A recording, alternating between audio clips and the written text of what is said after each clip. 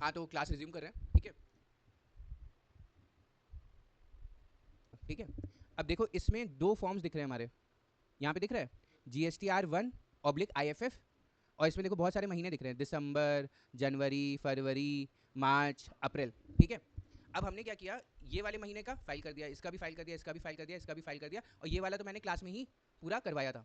ठीक है, अब अभी हम लोग जो पढ़ रहे हैं ना, जितनी भी नॉलेज और जितना भी इन्फॉर्मेशन मैंने आपको दी, वो समझ लो सिर्फ इस टाइप के रिलेटेड है, GSTR 1 के। ठीक है, या IFF के। GSTR 1 और GSTR IFF एक जैसा ही होता है। ठीक है, इन दोनों में डिफरेंस क्या है? IFF कौन यूज करता है? जिनका क्वार्टरली होता है। क्वार्टरली किनका होता है? जिनका टर्नओवर 5 करोड़ के नीचे होता है, उनके पास एक ऑप्शन होता है कि वो क्वार्टरली रिटर्न और मंथली पेमेंट कर सकते हैं। ठीक है, इतना सबको याद है?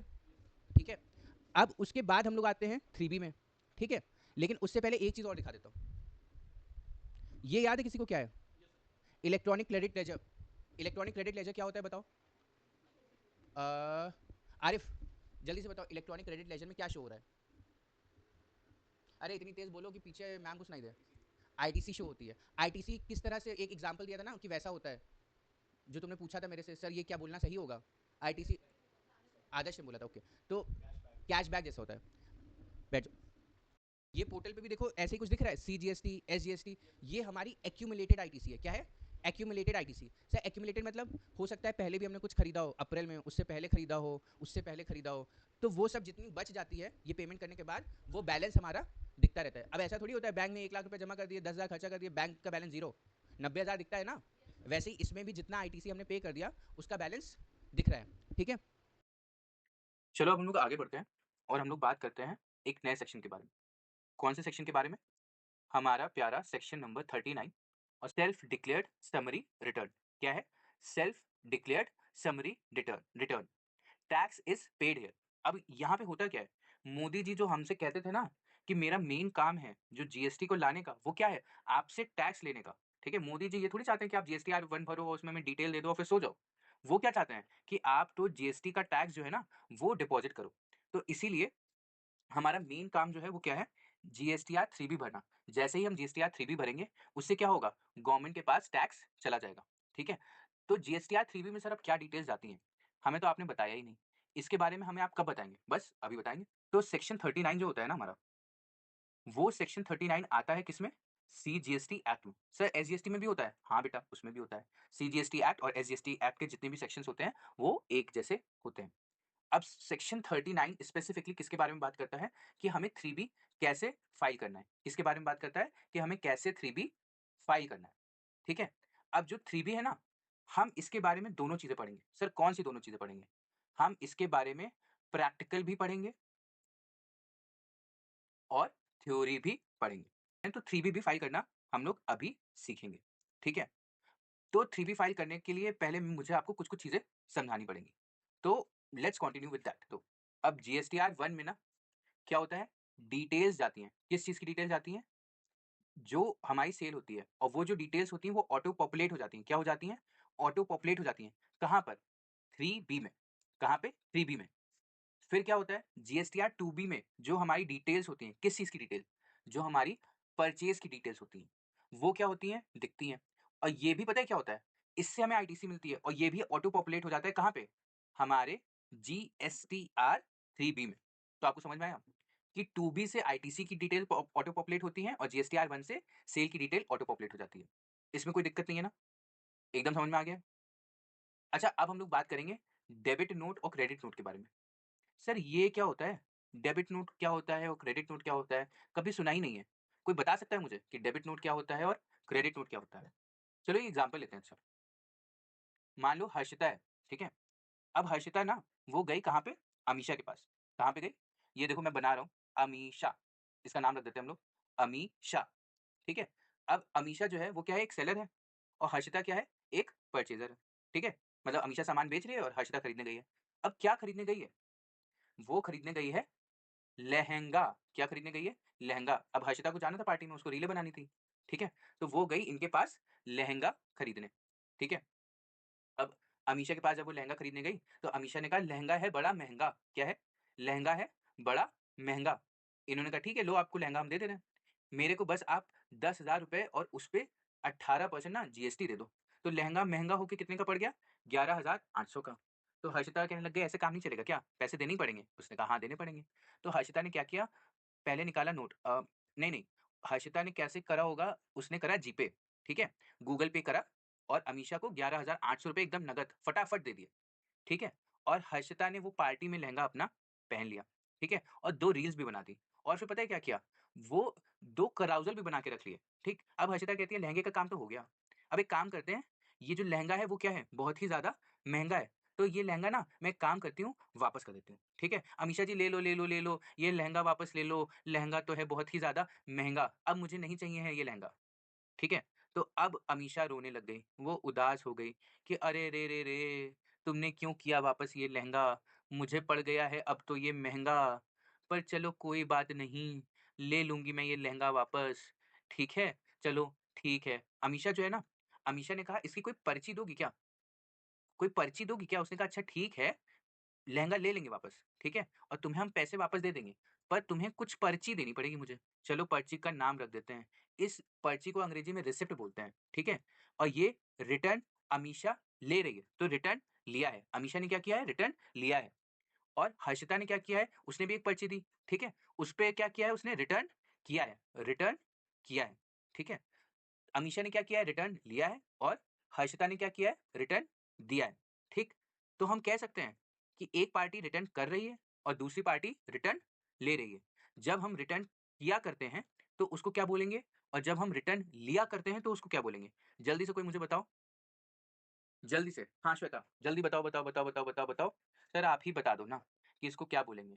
अगर रिटर्न किया है, तो उसको बोलेंगे डेबिट नोट और अगर रिटर्न लिया है, तो उसको क्या बोलेंगे? Credit note. क्या बोलेंगे? Credit note. तो हम कह सकते हैं सेलर जो है, वो क्या इश्यू करता है? क्रेडिट नोट और जो परचेज़र होता है, वो क्या इश्यू करता है? Debit note. आई होप इसमें किसी को कोई कन्फ्यूज़न नहीं है। डेबिट नोट और क्रेडिट नोट भी हमारा जीएसटीआर 1 में हम लोग फर्निश करते हैं। क्या करते हैं? जीएसटीआर 1 में फर्निश करते हैं। किसी को कोई प्रॉब्लम? किसी को समझने में कोई दिक्कत? नहीं ना? अब इसका इम्पैक्ट जो होता है ना, वो जीएसटीआर 1 में कैसे जाता है, वो आगे हम लोग चलो समझते हैं। अब मान लो हर्षिता ने क्या किया? हर्षिता ने इस टाइम पे 1 मिनट हाँ, हर्षिता ने किया था परचेज़, ठीक है? हर्षिता ने क्या किया था? लहंगा परचेज़ किया था और हमने माना कि हर्षिता भी रजिस्टर्ड है और अमीषा भी रजिस्टर्ड है मतलब दोनों के पास जीएसटीआईएन है, ठीक है? तो आगे हम लोग देखते हैं कि इसका इम्पैक्ट जो है ना कैसे जाता है। तो हम लोग अमीषा के पोर्टल में देखते हैं कि हमने एक सेल जो है ना किसको करी है? हर्षिता को करी है। आओ हम लोग लिख लेते हैं जल्दी से, ठीक है? तो हम लोग ने क्या लिखा? हम लोग ने लिखा टैक्सेबल वैल्यू, ठीक है? फिर हमने लिखा सीजीएसटी, एसजीएसटी। अब सेल की टैक्सेबल वैल्यू कितनी थी? 10,000 रुपए थी। कितनी थी? 10,000 रुपए थी और लिख देते हैं 10,000 रुपए। सीजीएसटी कितना था? 9,000। अरे नहीं भैया सर क्या आप गलती कर दे रहे हो? 9,000 थोड़ी होगा, 900 रुपये होगा। कितना होगा? 900 रुपये होगा। एसजीएसटी कितना हुआ? 900 रुपये हुआ, ठीक है? इतना ठीक है? अमीषा के पोर्टल पे हम लोग क्या देख रहे हैं कि हमने हर्षिता को सेल करी है। कितने की सेल करी है? 10,000 रुपये की सेल करी है। जब सेल करी तो अमीषा की क्या हो गई? लायबिलिटी हो गई कि उसको 900 रुपये मोदी जी को और अखिलेश जी को देने पड़ेंगे, यानी सीजीएसटी, एसजीएसटी में देने पड़ेंगे। अच्छा एक चीज़ करते हैं, इसको सही से लिख देता हूँ मैं ताकि बाद में आप लोग जब पढ़ो कन्फ्यूजन ना हो। सेल टू हर्षिता है, ठीक है? और ये किसका पोर्टल है? किसके पोर्टल पे हम लोग समरी देख रहे हैं? हम लोग किसके पोर्टल पे देख रहे हैं? अमीषा के पोर्टल पे, ठीक है? किसके पोर्टल पे? अमीषा के पोर्टल पे। तो जब अमीषा अपना रिटर्न खोलेगी तो उसको कैसे दिखेगा कि जीएसटीआर 1 में उसने क्या किया? 10,000 रुपये की सेल करी है। किसको करी है? हर्षिता को करी है। और ये सेल क्या हो गई? क्योंकि दोनों पार्टियां बी टू बी हैं, तो ये एक रजिस्टर्ड सेल है। क्या है? रजिस्टर्ड सेल है, ठीक है? और देखते हैं कि अब इसका इम्पैक्ट टू बी में कैसे दिखेगा। किसके टू बी में? किसके टू बी में? भाई अमीषा ने सेल करी तो किसका टू बी देखना पड़ेगा हमें? भाई जिसने परचेज करी होगी उसका ही टू बी देखेंगे ना। तो अब हमें किसका पोर्टल देखना है? अब हमें हर्षिता का पोर्टल देखना पड़ेगा। किसका पोर्टल देखना पड़ेगा? हर्षिता का पोर्टल देखना पड़ेगा। और जो हर्षिता का जब हम लोग टू बी खोलेंगे तो हमें क्या दिखेगा? Purchase from Amisha. अब परचेज फ्रॉम अमीषा में पता हो कितना अमाउंट दिखेगा? क्या आपको खुद से भरना पड़ेगा या फिर अपने आप आएगा? सर अभी तो आपने बताया, क्या होगा? ऑटो पॉपुलेट हो जाएगा। क्या हो जाएगा? ऑटो पॉपुलेट हो जाएगा, मतलब जो जीएसटीआर 1 की डिटेल्स हैं अमीषा की, उससे रुपए आ जाएंगे। कितने रुपए आ जाएंगे? 10,000 रुपये। और सीजीएसटी कितना हो जाएगा? 900। एसजीएसटी कितना हो जाएगा? 900। अब क्या इन दोनों में कोई डिफरेंस है? जो वैल्यू ऊपर आ रही है वही वैल्यू नीचे आएगी। क्यों ऐसा हो रहा है सर? क्योंकि ये वहीं से कैच कर रहा है। ये ऑटो पॉपुलेट हो रहा है, परचेजर को टू बी भरने की ज़रूरत नहीं है, टू बी जो है वो अपने आप आ जाता है, ठीक है। तो अब ये डिटेल तो आ गई, ठीक है, इतना सबको समझ में आया, कोई दिक्कत? कोई दिक्कत नहीं सर। अब 10,000 रुपये हमारी सेल में दिख रहे हैं अमीशा के, और हर्षिता की टू बी में क्या दिख रहे हैं? 10,000 रुपये, और उससे रिलेटेड लाइबिलिटी। अब GSTR 1 से डायरेक्टली ये सारी चीज़ें आई हैं, इसमें आई गेस किसी को कोई प्रॉब्लम नहीं होगी, ठीक है। चलो आगे बढ़ते हैं। अब क्या हुआ ना, जैसे ही हर्षिता ने सामान वापस किया, क्या किया? जैसे ही हर्षिता ने सामान वापस किया, किसको वापस किया? हर्षिता ने सामान वापस किया अमीशा को। तो अमीशा एक क्रेडिट नोट इशू करेगी, कितने का? जितने का लहंगा था, 10,000 रुपये का, ठीक है। 900 रुपये लाइबिलिटी कम हो जाएगी और 900 रुपये टैक्सेबल वैल्यू भी कम हो जाएगी। पर अमीशा को डेबिट नोट फाइल करने की जरूरत नहीं है, क्योंकि ये प्रैक्टिकली क्या होता है, पोर्टल कैच कर लेता है और क्रेडिट नोट दिखने लगता है, तो हम 10,000 रुपये, 900 रुपये, 900 रुपये ऐसे करके दिखा देंगे, ठीक है। तो इसकी ITC भी जीरो हो गई, ठीक है। और ऊपर अमीशा की लाइबिलिटी भी क्या हो जाएगी, भाई 10,000 रुपये की सेल करी थी, उतने का उसने क्रेडिट नोट इशू कर दिया। जब उसने क्रेडिट नोट इशू किया, अमीशा ने जब क्रेडिट नोट इशू किया, तो उतने की लाइबिलिटी भी कम हो गई। क्या हो गई? उसकी उतने की भी लाइबिलिटी भी कम हो गई, ठीक। किसी को कोई दिक्कत? कोई दिक्कत नहीं है सर। बताऊं बेटा?